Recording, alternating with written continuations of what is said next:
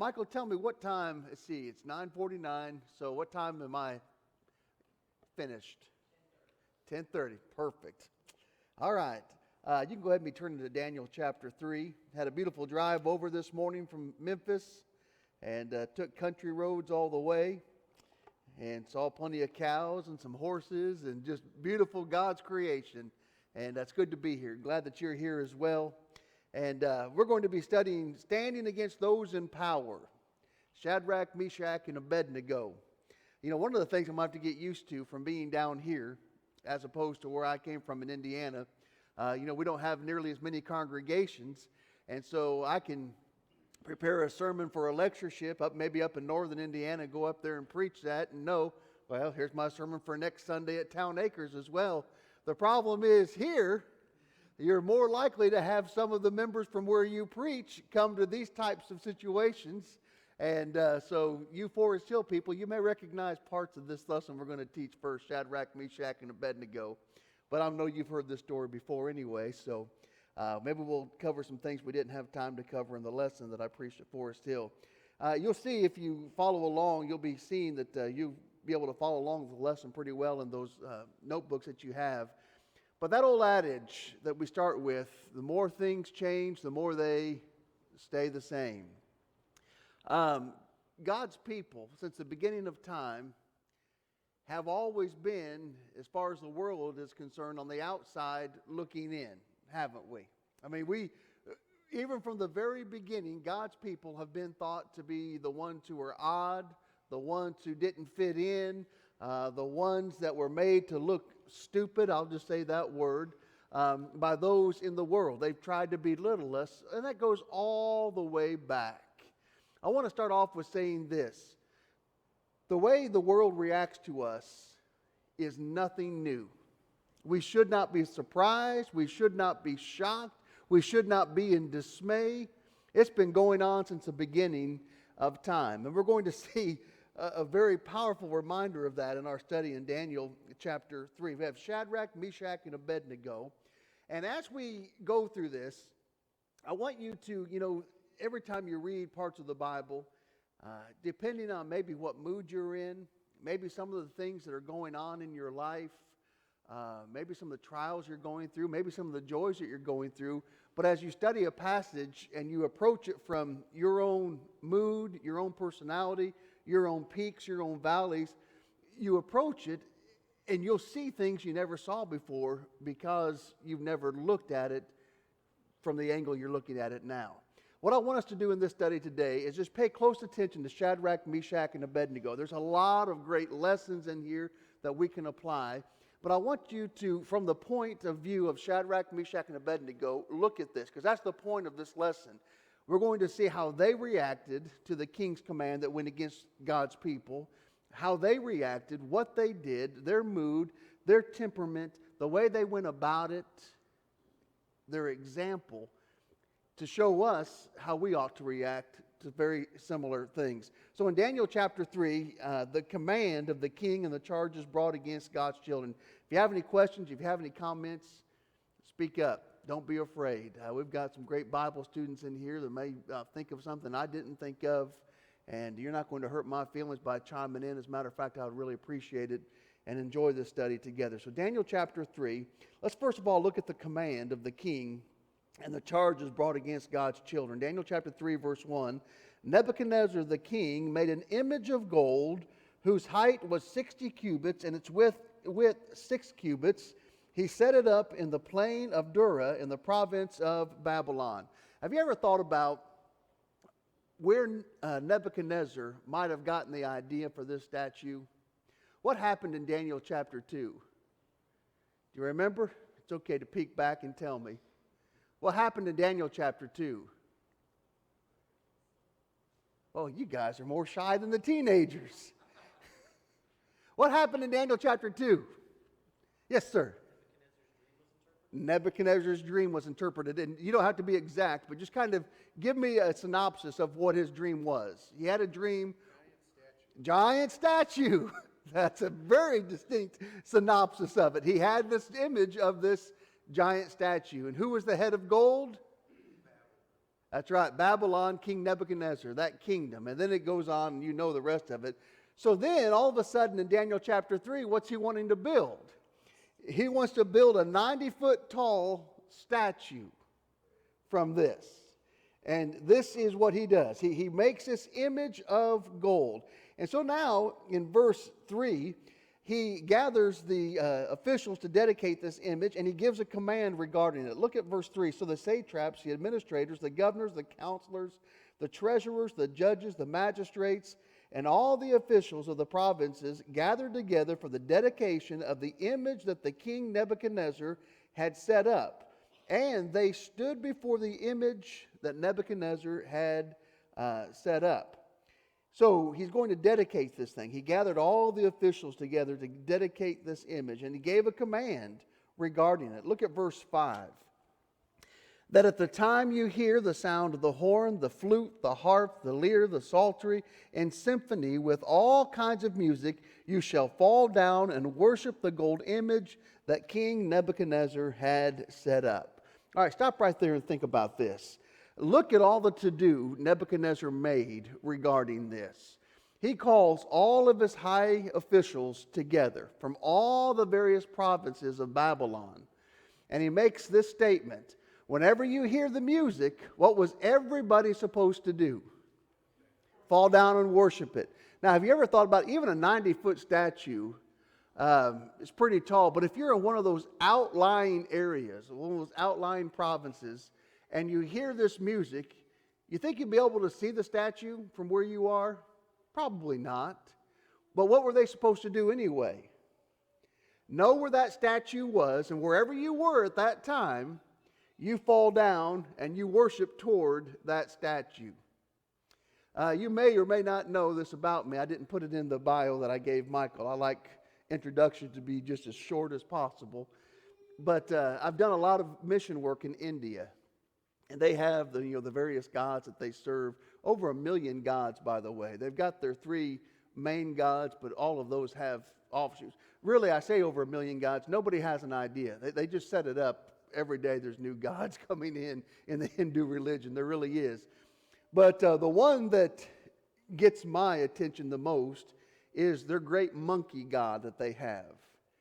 And they will have this statue, and you can see it really from several kilometers away as you come into these towns where it's set up. And there's one temple. Now think about this. Every month has a Hindu holiday. Every month to these various gods. Well, the month of the monkey god, where they celebrate this one temple, and this is U.S. dollars, one temple will bring in over $100,000 a day for this monkey god. $100,000 a day. And that's American money in they call it not a third world country, but a fourth world country.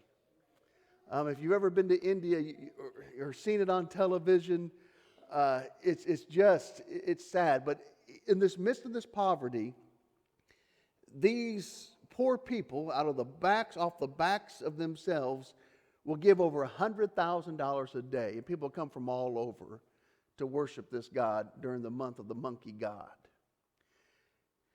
And so it's a big deal. And can you understand why these priests would like to have holidays? Because, buddy, that's where they make the money. It comes in, and the priests get to keep a lot of this.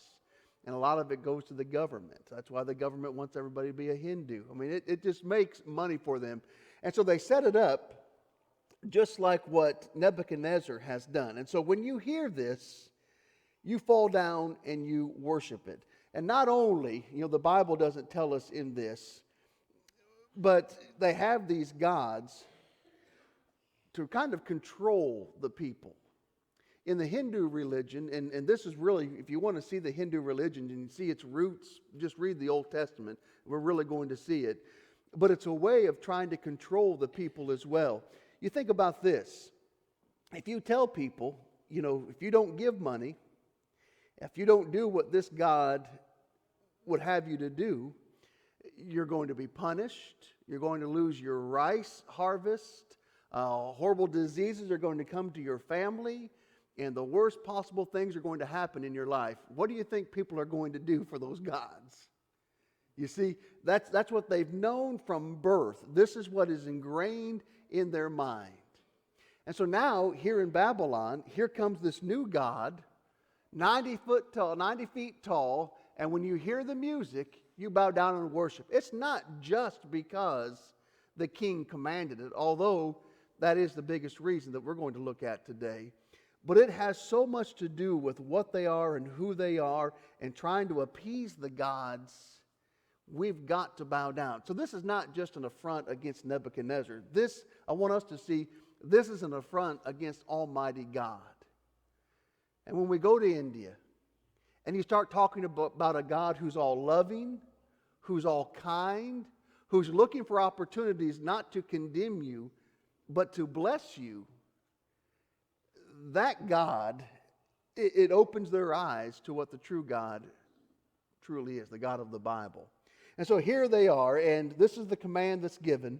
And look at the punishment that was going to be given in verse 6. Whoever does not fall down and worship shall be cast immediately into the midst of a burning, fiery furnace. How long would it take to cast these people in? You don't bow down. How long is it going to take for you're in the fiery furnace? Immediately into the midst of a burning, fiery furnace. If you are put on death row, does anybody know the average amount of time a person in America spends on death row? 15 years. I'm asking, I don't really know. I thought it was 20, but 15 years might be right. But it's 15, 20 years. It's a long time a person spends on death row if you are found guilty of a crime. You didn't bow down to this God, guess how long you'd be on death row?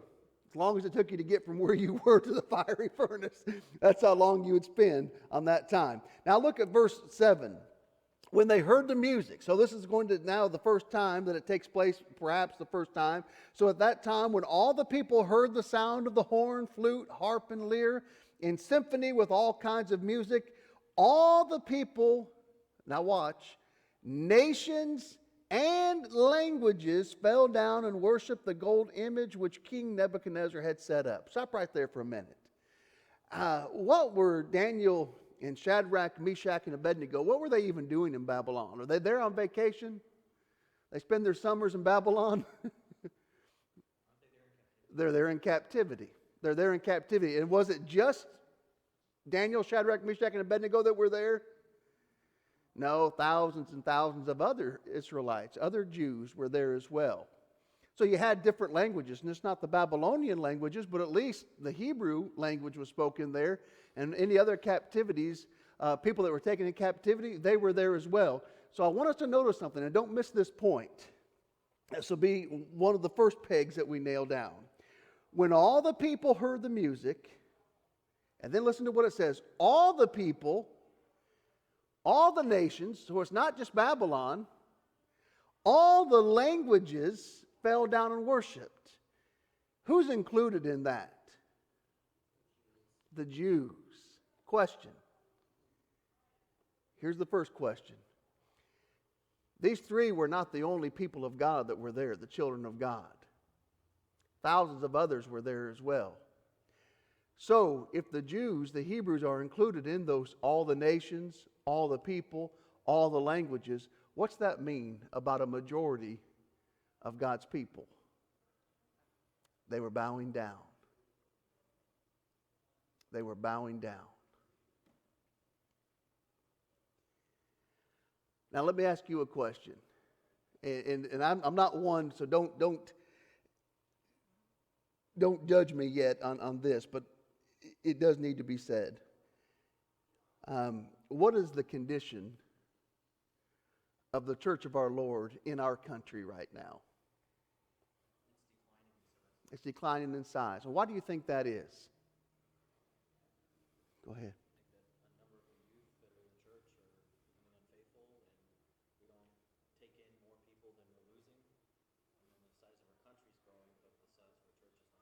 See, what you just said, a portion of what you just said, we don't take in as many people as we're leaving, as we're losing. That's it, isn't it? I mean, that's it.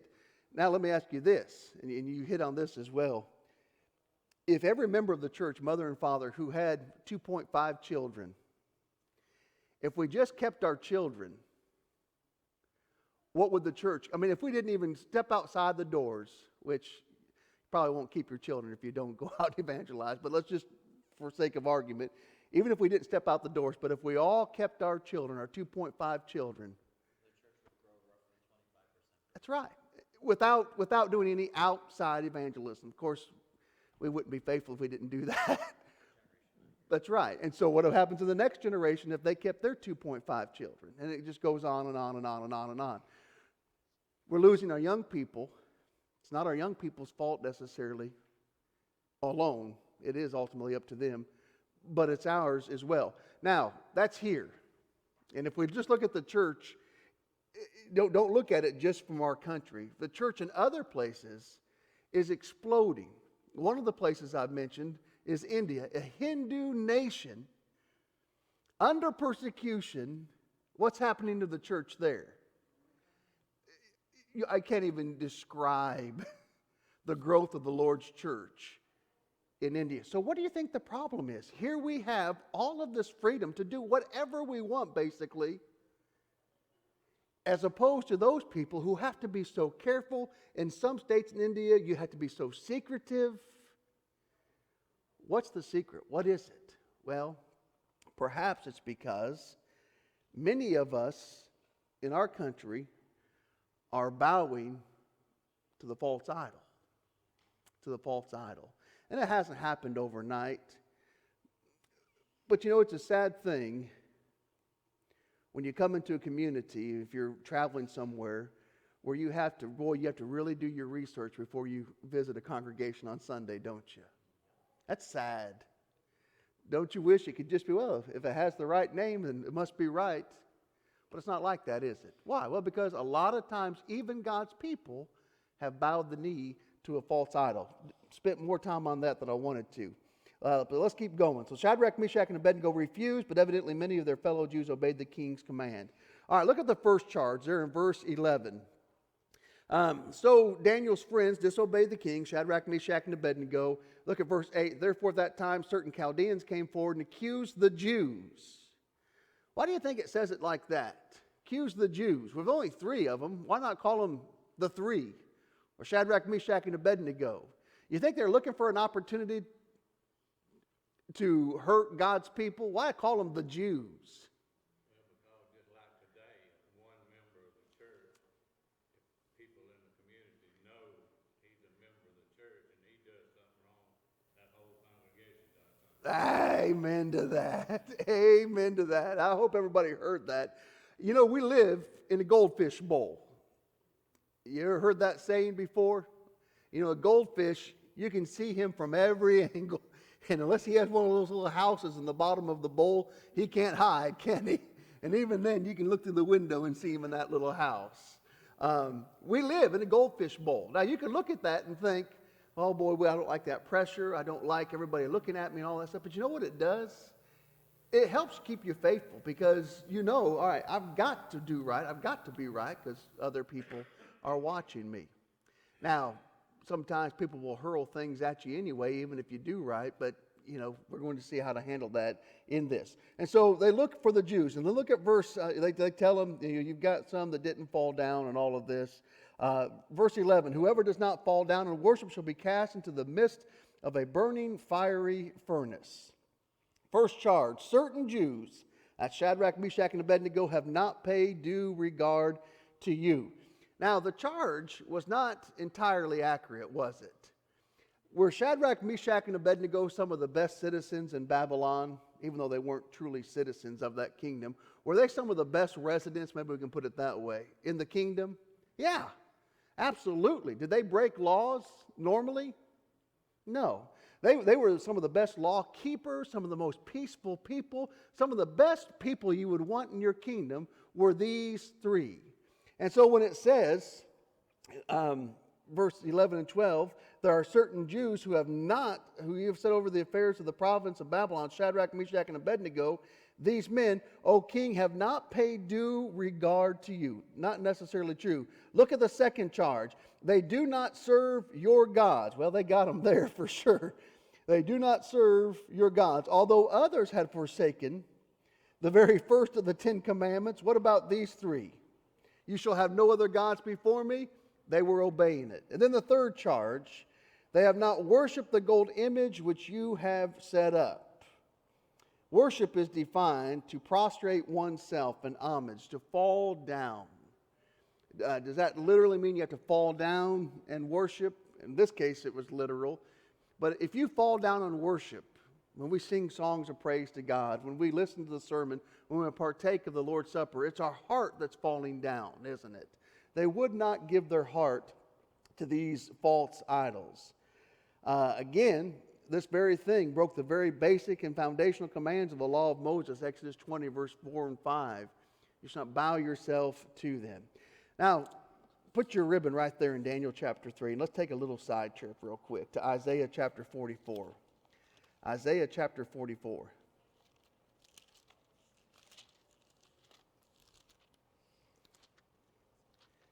Now, here's why they did not do this. And again, I'm not going to talk about India all day, but I'm going to talk about it a lot. Because this is just right up the Indian alley. You say sick 'em to a preacher who's preached in India when you start covering things like this. Look at the folly. They saw this. And you just wonder, man, why can't other people say this? You have to be really careful when you preach this. You can't in India say that these idols are false idols and Jesus Christ is the Son of God. You have to be careful how you do it. You can just read this and you ought to see the reaction this gets. Isaiah chapter 44, start with me in verse 9.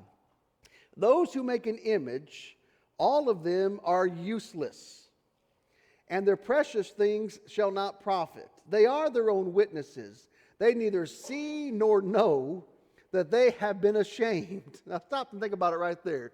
An idol.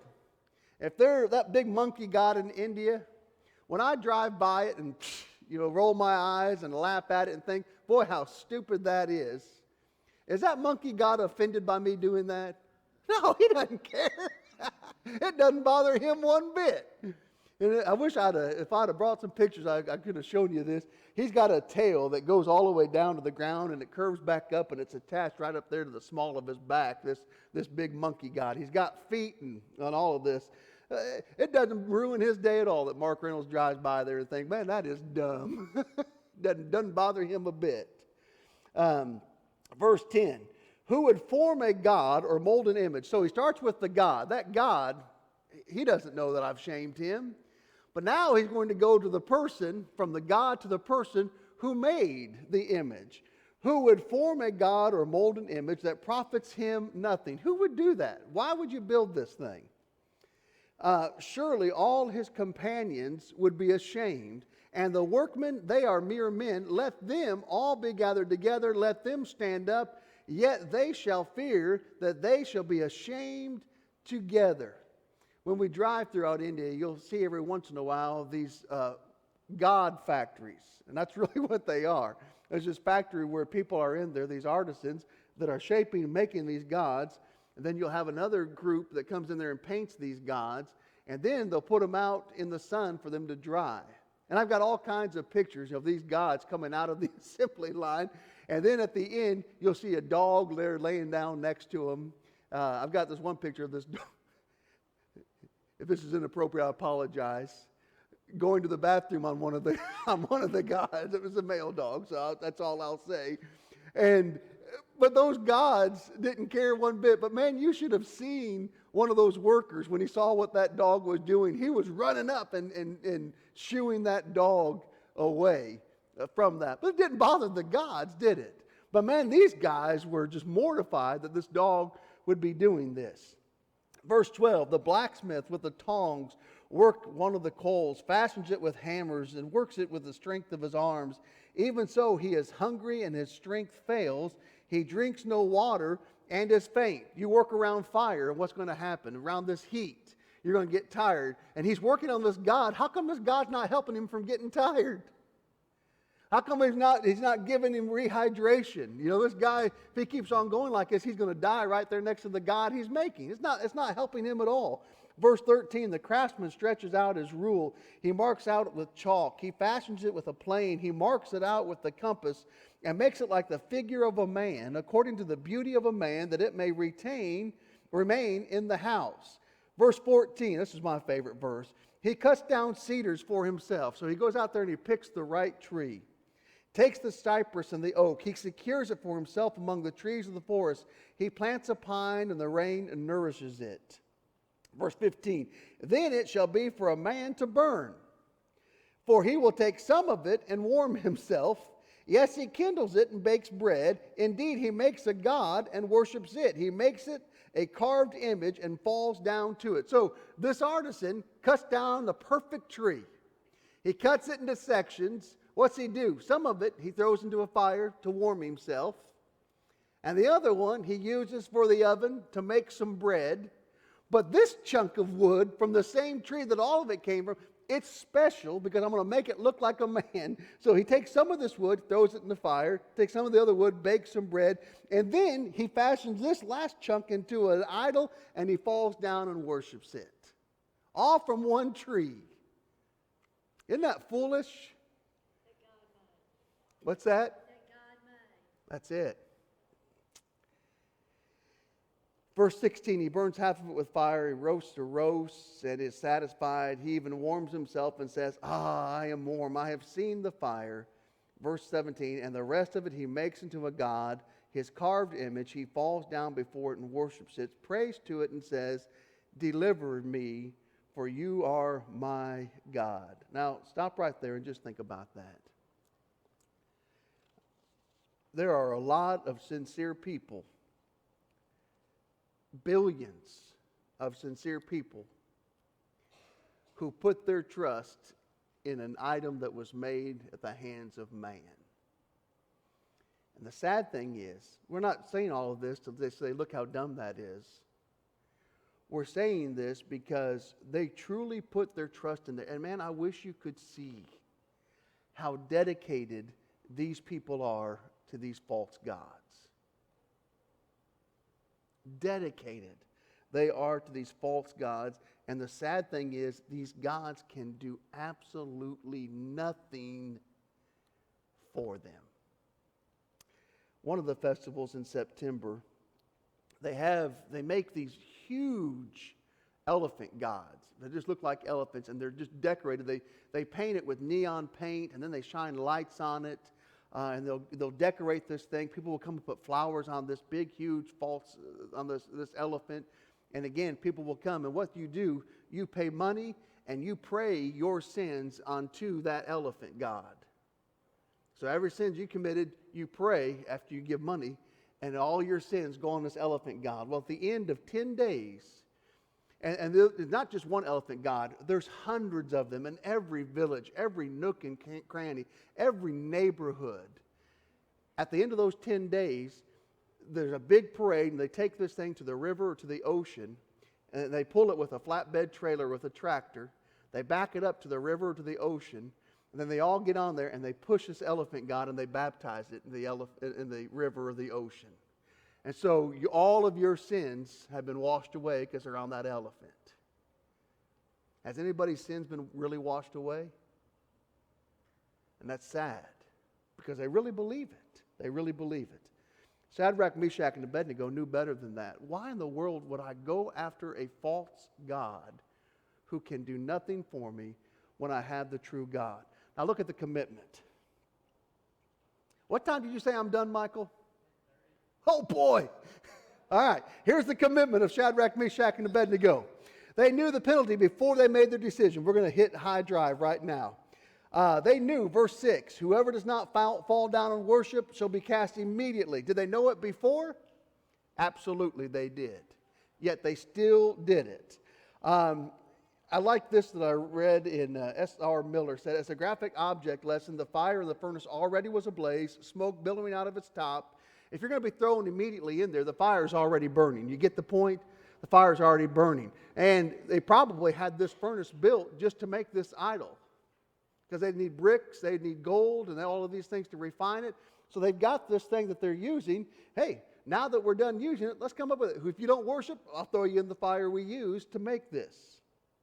So the Inquisition, verses 13 through 18. The king summoned them. He was in a rage, verse 13. And they questioned him, is it true that you do not serve my gods or worship the gold image which I have set up, verse 14. They give the answer there in Daniel chapter 3, verse 14. They told him what they said. They brought them in. Verse 14, he spoke, is it true that you do not worship these? Verse 15, watch this now. This is an interesting thing. You know, it's one thing to hear a herald talk about it. Now, when you hear the music, you bow down and worship. It's one thing to ignore him. I mean, if Jerry told me something, it would be a lot easier to ignore him and to say, psh, that's just Jerry. He's just telling me something from the king. But now, I've been summoned to the king. And now the king says, is it true that you did this? And then watch what he does in verse 15. Now, if you are ready at the time you hear the sound of the horn and all of these things, if you will fall down and worship the image which I have made, good. But if you do not worship, you shall be cast immediately to the midst of a burning fiery furnace. And who is the God who will deliver you from my hands? Now you're hearing it directly from the king, aren't they? This guy has the power to do what he said he's going to do. And it would be a whole new thing to have to turn him down. But watch what they did. Look at the reply, verse 16. Shadrach, Meshach, and Abednego answered and said to the king, O Nebuchadnezzar, we have no need to answer you in this matter. Do you have to attend every argument you're invited to? Listen, do we have to attend every argument we're invited to? Jesus did not, did he? Let me tell you what, we spend a lot of time answering arguments that are never going to do any good. People who just want to argue. They say, we have no need to answer you in this matter. Verse 17, if that is the case, our God whom we serve is able to deliver us from the burning fiery furnace, and he will deliver us from your hand, O king. But now watch verse 18. But if not, let it be known to you, O king, that we do not serve your gods, nor will we worship the gold image which you have set up. So we have no need to answer you, but then what did they do? They answered him. Here's our answer. We have no need, king. You know us. You should already know the answer. And here's the answer. We're not going to do it. Do what you've got to do. God will deliver us. But if not what? Be it known to you, O king, we do not serve your gods, nor will we worship the gold image which you have set up. No apology was given for the stand they made. Not a proud reply, but a firm reply. Verse 17, they just said, regarding the threat from the king, they were quick to acknowledge their faith in the God they served. He will deliver us from your hand, O king. Question, is that true? Think about this. If you have a dreadful disease and you ask God, I would like to be healed from this. Deliver me from it. Will you be delivered one way or another if you are a faithful Christian? That's right. You die from the disease, you're delivered. If you're healed of the disease, you're delivered. Well, the king doesn't take too kindly to that. The indignation, verses 19 through 23. He becomes full of rage. And he ordered the furnace to be heated 7 times more than normal. And in his anger, the king has his mighty men cast the 3 into the fire. What happened to his mighty men? Some of the best men in his kingdom. What happened to those men who put Shadrach, Meshach, and Abednego in the fire? They all died. You see what rage does? Man, you bring so much heartache into your life when you act in rage, don't you? You act in rage, and it just brings so much heartache in your life. If I'm an angry person, if I'm just looking for something to get angry about, I'm going to find something, aren't I? And what kind of life will I have? It's going to be miserable, isn't it? It's going to be miserable. You think Shadrach, Meshach, and Abednego were miserable? No. The king was, and he lost some of his best men because of it. And so in the incredible occurrence, verses 24 and 25, how many men were in the fiery furnace?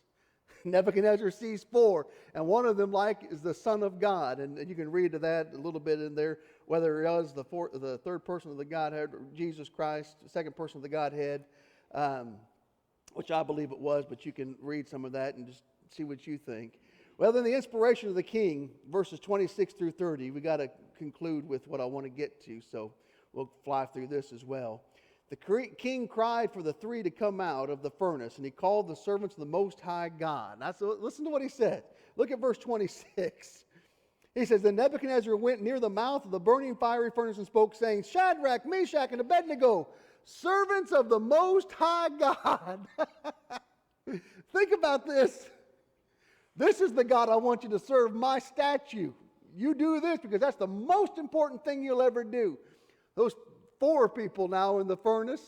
And what's the king now say? Servants, what's he call them? Of the Most High God. Sounds like Nebuchadnezzar is getting close to conversion, isn't it? Servants of the Most High God come out. And then the king and his administration looked at the evidence, and they saw that these men, on whose bodies the fire had no power, watch, the hair on their head was not singed, nor were their garments affected, and the smell of fire was not on them. That's the most remarkable thing to me, of course, besides them surviving. Have you ever burned trash? I've done this, and I've gotten in trouble from Mindy, my wife, because I'll be in my Wednesday night, go to a meeting outfit. So let me burn this trash real quick. The wind's blowing that way. If I stand on this side of it, I can light that fire. I won't get any of the smoke smell on me. But inevitably, it just shifts a little bit, swirls a little bit, and it does. You get smoke on you, and that smell, you got to go in and take a shower, change your clothes, and everything. These guys didn't even have the smell of smoke on them. Isn't that amazing? And then look at Nebuchadnezzar's new decree. I love this. And then we're going to get to the main point and then conclude. Nebuchadnezzar spoke, saying, Blessed be the God of Shadrach, Meshach, and Abednego, who sent his angel and delivered his servants who trusted in him. And they have frustrated their king's word and yielded their bodies that they should not serve nor worship any god except their own God. Therefore I make a decree that any people, nation, or language which speaks anything amiss against the God of Shadrach, Meshach, and Abednego shall be cut in pieces, and their house shall be made an ash heap, because there is no other God who can deliver like this. Man, you're talking about a 180.